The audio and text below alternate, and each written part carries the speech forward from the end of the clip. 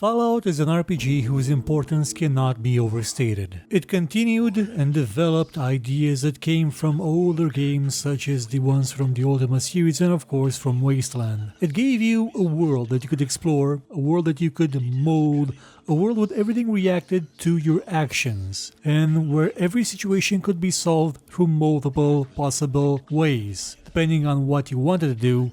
Whether you wanted to be a good person, a bad person, a violent person, a peaceful person, or someone that just really liked stealing stuff. The world was your oyster and customization of your character was something to be absolutely amazed by. In terms of abilities, because physically you all look the same. The special system was such a big hit that older and more venerable rule systems were starting to copy bits of it, like the perks, which became feats in Dungeons & Dragons. Interplay had something special on its hands, something great, something that needed a sequel as soon as possible to capitalize on its success. And wouldn't you know it, Tim Kaine and the gang were actually working on the outline of a sequel, Fallout 2, a game where you would play as the descendant of the hero of the first one, trying to save their village by finding something called a gek. Not to be confused with a gecko. But it wasn't a game that Tim Kaine and the gang actually got to make. For him, Fallout 1 was very personal. He worked on it by himself for a very long time, after which a small, very small number of people actually made the game. It was only near the end of development that production scaled up. But now, for a sequel, everything started out big. Too big. Big enough to make Tim Kaine feel like it wasn't his baby anymore, it wasn't his project. He didn't have control over it, he didn't have the capacity to give it a personal touch anymore. So that's why, along with Jason Anderson and Leonard Boyarsky, he left Interplay and created Troika Games. The studio that brought us Vampire the Masquerade Bloodlines, Arcanum, and Temple of Elemental Evil. All of them fantastic games. But what of Fallout 2? Well, they say that less is more. That's a philosophy you've seen applied to games like Mass Effect 2, where you would take the concepts of the first one, dial everything back to its core, and pretend you're Gears of War. Thankfully, this was still a game being made by Interplay. The original Interplay, not the skin suit being worn by Titus right now. So even though Fallout 2 was made within a year, it was made by people that knew what they were doing. It was made by Black Isle itself, a studio that had just been founded right at the end of the development of Fallout 1. A studio filled with very talented people who saw what Fallout was capable of, who had the knowledge necessary to create something great,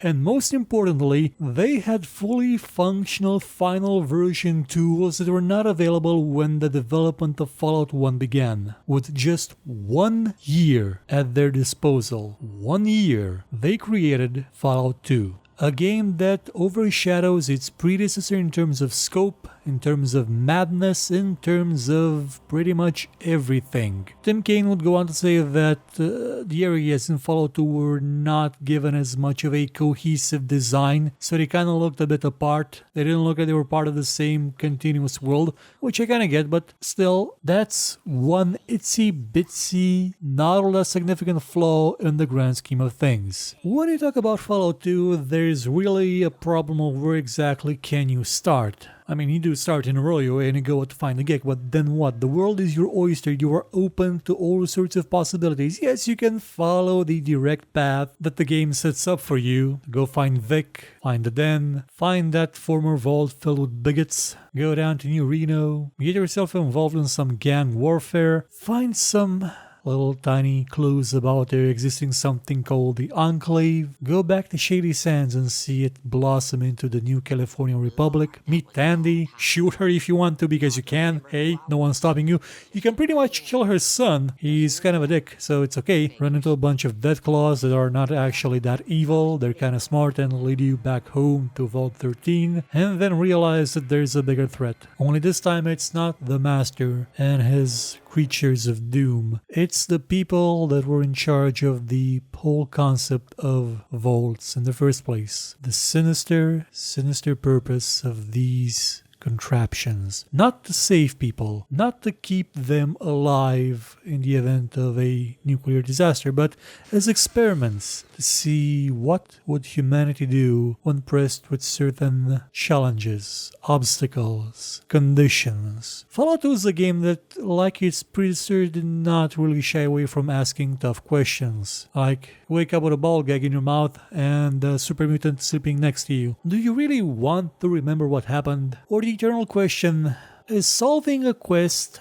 really worth me placing dynamite in an outhouse and filling an entire town with feces? And mind you, it did actually have some more non-comedic, non-horrible things that the game presented to you. It had the same edge in terms of morality. It let you go actually even darker than Fallout 1 did. In Fallout 1, you could kill everybody and still finish the game, for the most part. In this one, you could be positively sadistic without actually being violent. One of the simplest quests possible that showcases this is that a child asks you to find their dolly, their toy. You find it, and you have an elaborately written dialogue scene that's a description of what you do. You break the doll in half to show this child that the world is an unfair, uncaring place. And I so wish that one of the sequels would have had that kid come back to either try and kill you or your descendants, as an Easter egg at least. It would have been amazing. Fallout 2 pretty much just amped up everything. Skills now went all the way to 300, not just 200. I think you could actually have 11 in some core statistics. I'm not sure if they actually work properly at 11. You could augment your character like you never could in the first one. It was insane. You had so much to choose from in terms of equipment, in terms of power armor, in terms of everything. Your companions were no longer idiots, and you could get them, well, them and every NPC to move away from the door, so you could actually exit places. There were rats again, there was a king rat that spoke, so you could actually do more than just kill the same old rats. Well, you did kill the same old rats because that's what you did.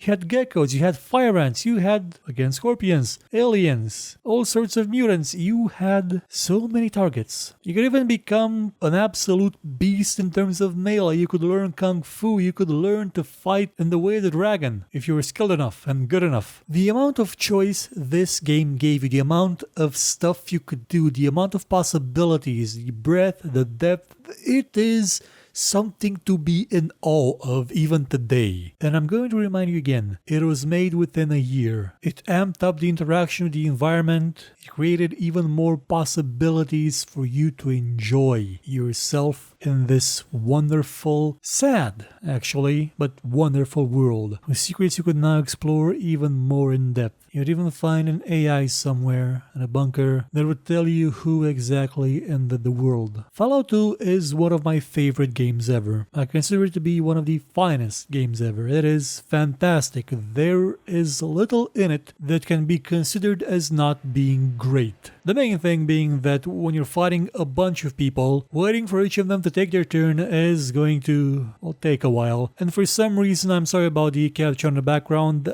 in combat, the game would freeze up and skip quite a bit of the animations because of the recording software, I believe. I actually had to delete direct.draw.dll to get it to actually capture correctly, otherwise it would run at about 4 frames a second of animation. The game would run fine, but animations would run really, really slowly for some reason, even though it's the same engine as Fallout 1, and that one worked without a hitch. Normally, without the capture, it does work fine, so it's not really that much of a worry. And speaking of Fallout 1, you actually get to travel back in time in an Easter egg and ruin the water chip of the first vault, of Vault 13. You actually find that in the other vault, Vault 8 or 6, the one from Vault City, they have a floor filled with water chips. You could take them all, as many as you can carry, and pretty much decorate the desert with them because they're useless. Well, you can sell them, yes, but they're for the most part useless to you. What is also very important about Fallout 2 is that even though this is a sequel, it can be very easily played without the experience of the first one. That's what I did. Playing the first one will enrich the experience without a doubt, but it is absolutely capable of handling itself on its own, because you again play someone that's been secluded from the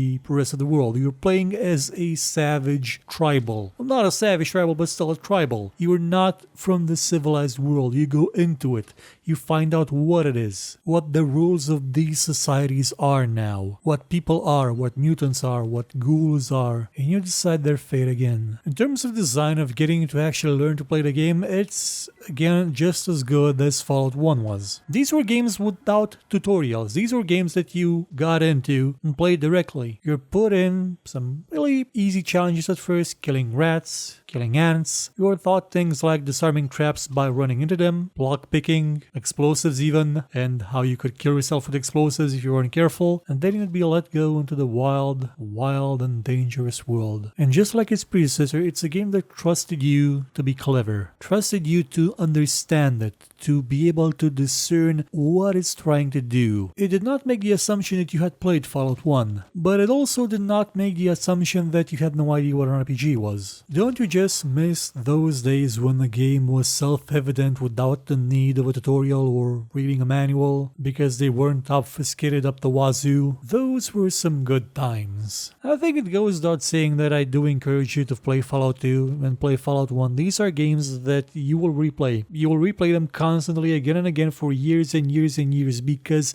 they give you a degree of replayability that you have not seen in games apart from, Arcanum and maybe Vampire the Masquerade Bloodlines, and pretty much nothing else on this level. You can play a character that's as dumb as night and not have an intelligible word in your dialogue options and still manage to win. Still have options, still have the freedom of choice, freedom of action, still have the ability to play this in your preferred way and finish it. And kill everybody if you want to because it's fun sometimes, and then see the fate, the tragic fate of humanity. There honestly isn't all that much to be said about Fallout 2 because the game speaks for itself. Just saying that it's Fallout 1 expanded, extended, exploded is pretty much everything you need to know. But it's not like Bioshock 2 was. That did improve, did expand, did extend, but it still felt repetitive if you're jumping from one to the other. This one doesn't. This one feels like more, but more varied. It's different. It feels different. Probably because you start out with a spear and not a gun. And actually getting a functional gun does take you some time. But by the end, you can be a walking, talking Terminator armed to the teeth with pretty much apocalyptic level kind of gear. Not nuclear weapons though. You didn't have those in Fallout 2. But it did have a sweet ride that required refueling with gas. Next week, we're gonna take a look at the red-headed stepchild of the series that can still be considered a part of the series, Also, be sure to check Complete Nonsense Reviews on YouTube this month for a review of the Shadowrun series, on account of it and Fallout being not very popular with the youngsters, for reasons that boggle the mind. Goodbye.